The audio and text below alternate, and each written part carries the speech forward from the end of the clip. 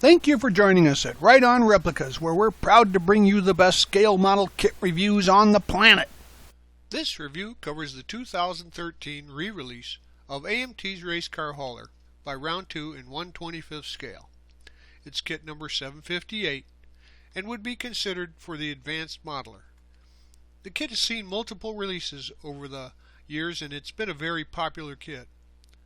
You can also decide right away that you're going to have some work to do, because you'll get around 200 parts that are molded in white, chrome, clear, and clear red with rubber tires and a metal axle, and waterslide decals with fold out directions. Now, it's got a fully detailed motor and the chassis has to be completely assembled. The interior is pretty basic but complete, and the wheels are chrome and tires are well detailed. The cab's a single piece with a separate hood, but the ramp bed is in multiple parts and must be assembled as well. It's a simple kit, but it doesn't have complete encasement for the toolboxes to open the doors, and the decals only come in dark blue, which limits your color choice for body. Now, it's a re-release and the molds are pretty well used, so there's going to be some flash and sprue connections that will need to be addressed. It takes a little extra work, but it yields a great display when you're done. Finished dimensions are 14.5 inches long, 4 inches wide, and 5.25 inches tall. Here are the decals for this kit, and as you can see, the stripes only come in one color, so you'll have to appropriately choose the body color for your truck. But the sponsor decals are very colorful, and the registry is quite good. Now, as always, I would suggest that you try and use some of the setting solutions from the aftermarket to help these nestle in and conform to the contours. And as you go through the build, you'll note that we generally use Model Master liquid cement, sometimes super glue for strength, and sometimes a white glue for clear parts. But as always, follow the manufacturer's safety guidelines when using any of the products that you see here in the review. The build will start with the motor, and as you can see here, you'll have to get all these parts out of the kit to continue. So we're going to do the majority of the work prior to painting it. So assemble the block, the oil pan heads, valley pan, front cover, fuel filler, filter, oil cooler, and the engine mounts. And then assemble the intake and the PCV valve. Assemble the power steering unit and paint the block and the intake blue with an aluminum transmission. The exhaust and the manifolds are steel, and the belt and the radiator hoses are flat black. Now the fan, power steering, pump, and starter are black, and the air compressor brackets aluminum. The oil filter is white. Add the fuel injector and the intake to the block, and then add the valve covers. Install the starter and the oil filters, and then add the air compressor bracket and the air compressor. And on the belt, add the power steering unit and the alternator, then the fan, and add this to the block. Now add the manifolds and the exhaust. And lastly, the radiator hoses. Put those into place. Moving on to the wheels, we'll get these parts out, and then the front tires and the rims just need to be slid together and glued into place, and the trim ring and the rim need to be carefully have some of the chrome removed from the attachment points for the glue to adhere there. Now cut the spider out of the center of the tire, and then slide the rim into place and glue the trim ring into place.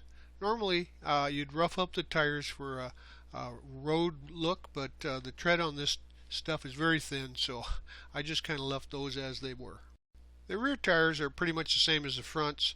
Remove the spider and slide a rim into the tire, then add the trim ring. Now there's two different rims.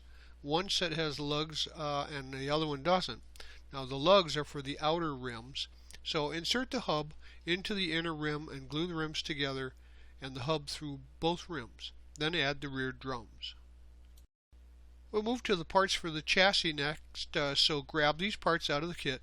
They'll be assembled in multiple steps and then painted as an entire unit together. So build the entire chassis and all the suspension parts together, and then we'll paint it. And we'll start with the frame. So assemble the cross members on one rail and then add the others, the other rail into place using some tube type glue or liquid cement so that you've got a little time to adjust those cross members.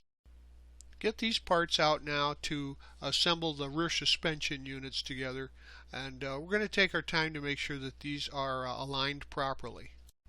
Install one of the leaf springs into place and assemble the axle and insert it into place in the leaf spring. Then slide the other leaf spring over the axle into place and on the other side, and add the brake cylinders to the backing plates and slide those into place on the axles. Now add the midship bearing to the frame, and the drive shaft will be added later. Now we'll be getting the front suspension together, and as you can see, there's quite a few parts to this, so grab these parts out of the kit and stage them for assembly. Install the leaf springs, then add the power steering box and the pitman arm, and install the tie rod into the axle and install the axle on the leaf spring. Now add the steering link in place and insert the axle pins and brake cylinders into the backing plates and install those into place on the axle. Get these pieces out from the kit box to assemble the radiator and surrounds. Add the fuel tank mounts to the frame. So assemble the battery box and install that. Add the cab mounts to the frame, and at this point the frame assembly is completed and needs to be painted the color of your choice. Most often it's flat black, but I did mine in a steel color, and the radiator is flat black as well. Now we're going to gather these sub-assemblies and the parts that you see here for the next steps. So paint the drive shaft steel and let that set. Using the metal axle, install the rear wheels into the rear axle and then install the front wheels on the spindles. Assemble the lubrifier and install it under the battery box. Assemble the tank halves and add the ends. Install the steps and the cap, and then install them onto the mounts. Now install the rear short drive shaft from the axle to the midship bearing, and then install the motor with the long drive shaft to the midship bearing and add the radiator into place. So the suspensions now have been completed, but here's some close-ups of the front end so that you can see the detail there, and also the rear end with the dual wheel assembly at the back near the pumpkin. We're already at the point in the build where we have a rolling chassis completed, and so we'll be moving on to the interior and we can build the rest of the vehicle on the frame. Now choose your interior color, and I used a blue, so add the air tanks to the underside of the tub and paint the outside of the tub and firewall flat black.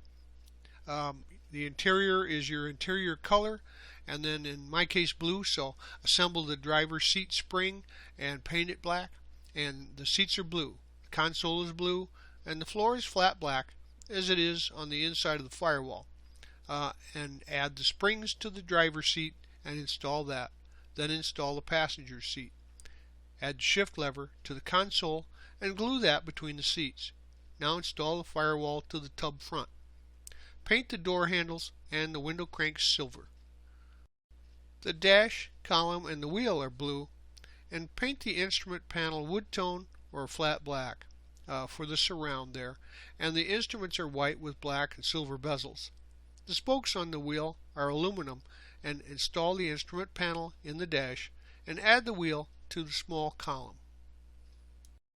Install the column and the wheel to the dash underside there, and then install the dash into the tub and the slots provided. Line up the tub onto the frame and attach it into place. Then attach the chrome steering column from the steering box to the column under the dash. We'll start working on the body now by getting these parts out of the kit, and then install the hood vent and add the AC unit to the roof, and open up all the holes in the roof for the running lights, mirrors, grab bars, and all the add-ons as needed, plus in the hood for the turn signals there. Now inspect the body for imperfections, and note that there are some heavy mold lines and blemishes, so remove them all, smooth them out, and use some filler if needed before painting. And there's a strong set right across the front by the grill. Now we'll start to assemble the car hauler body, and it can be assembled and and after that's completed, you can paint it all at one time for a good consistent coverage. Once the sides are glued into place, the front and the back panels can be attached, and the top can be secured to make the box in the front there. So there will be two ramps and the rear bumper that will be left off the truck to be painted separately. Wet sand all of these parts with a good fine grit sandpaper, wet and dry, probably about 800 grit, and then clean the parts up thoroughly and use a good quality primer to coat the inside and outside of all the parts, and then let that cure completely. Once the primer is cured, wet sand again with the fine sandpaper and clean the parts up. Then paint the base color, and for this build I used a mixed PPG automotive paint with some different shades of blue and silver for a custom look. And once I got the color I liked, I painted it with an airbrush and let it set and cure. After it is dried, we can decal our kit, and I would suggest that you use some of the decal setting solutions available, especially for the long stripes, to make sure that they nestle in and stick to the body. But use plenty of warm water so that you can move the decals around to position them into place, and then squeeze out any air bubbles with a soft cloth or tissue. The decals have set overnight. You can finish off the body by detail painting the trim or using some foil there to highlight the trim work and the handles with either some silver paint or some black, and then clear coat the entire model to seal the decals and the trim work into place. We'll work on the window glass next, and to make that nice and clear and crisp, I usually dip that into some Pledge Floor Care product, wick off the excess, and then let that dry, and it really makes it look much clearer and cleaner. And then you can go ahead and use some white glue to install the window glass into the cab and let that set offside there to dry. Gather these parts from the kit and paint the radio flat black and install that on the interior roof. Then paint the running lights transparent yellow and install them into the bezels. Add the running lights, horns, and the AC vent on the top of the roof, and install the grab handles on the sides. Now build the mirrors on the truck. Use some super glue for strength on those, and start with the top bar, then insert the bottom bar, gluing the mirror support, and finally the bottom bracket. Once that cures, add the mirrors, and then paint the reflector on the mirror back transparent yellow.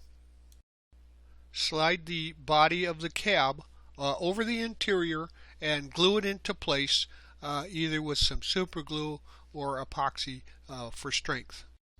The hood gets assembled and installed, so it just sits into place there, and on the hood add the grille and the blinkers, and paint the blinkers transparent yellow, and add the bezels and the lenses. Assemble the air filter and the air tube and paint them flat black, and install it on the motor and to the firewall. Then add the bumper to the frame and cut the license to fit and glue it into place. Now glue the stacks on the rear of the cab to the exhaust. It was at this point that I noticed a major fit issue with the hood. With the radiator in place, the hood would not fit. There was a gap, and there was just no way to repair it without major changes at this point. Unfortunately, it's something you won't notice until you get about this far into the build. So I had to remove the radiator, the fan blade and the radiator, and then I attached the radiator to the inside of the hood behind the grill, and added a little scrap styrene to the frame to lift the mounts enough to line up the hood. So that was all done by eye with no specific measurements, and you may be able to avoid this by remounting or the radiator more shallow towards the motor and fan prior to this step. Once that was done, the hood fits flush and in place, and it doesn't have any hinges, it just sits there in place, but you have to make that modification in order to get it to move back to the cowl. So here's a look at the completed front view of the truck with the hood in place after I moved the radiator and the fan. It still looks pretty good. We can finish the rear of the truck now, so get these parts out and install the rear tail lights into the bumper and cut the tag and glue it into place with some white glue. Then install the bumper and install the body onto the frame. Add the slicks to the tire holder, and then the rear is completed at this time. The ramps just set into place on the body in the back there in the slots to allow loading of a car onto the ramp. Well, there you have it. This kit's been around for a while and it's seen a lot of different boxings, but it's still a great build of a great subject matter kit. Other than the few issues that I have with older kits, typically a little extra mold line and some heavy sprue joints, this was a nicely assembled kit. The flash and mold lines, just needs a little extra cleanup time. The fit and finish wasn't perfect, but overall it went together pretty well. So I think for a 40-year-old design and molds, they did a good job cleaning it up and putting it back on the market for us to enjoy. Most of the frames of vehicles at this length have some warpage. This did not have any. Now the interior was a bit sparse, but the only thing missing there would have been a nice set of gauge decals, and the detail molding was not real crisp on the body, but it wasn't bad. And the bed was absolutely straight. None of the panels were warped at all. It went together without any issues. So other than the poor hood fit there after the at the after assembly stage, and I think that could be avoided with some careful work prior to full assembly of the radiator and fan. There was really nothing wrong with this kit, although I would not recommend it for a beginner because of the excess in number of pieces, and assembly and fit and finish needs to be adjusted, of course, as well as the massive decal stripes. But for the advanced builder, this is a great kit to put on your shelf. So go find one and get started. Well, we hope you liked this premium scale model kit review. And so that you don't miss any more, please subscribe to our YouTube channel. But you can find us on Facebook and at our website, www.rideonreplicas.com. Thanks.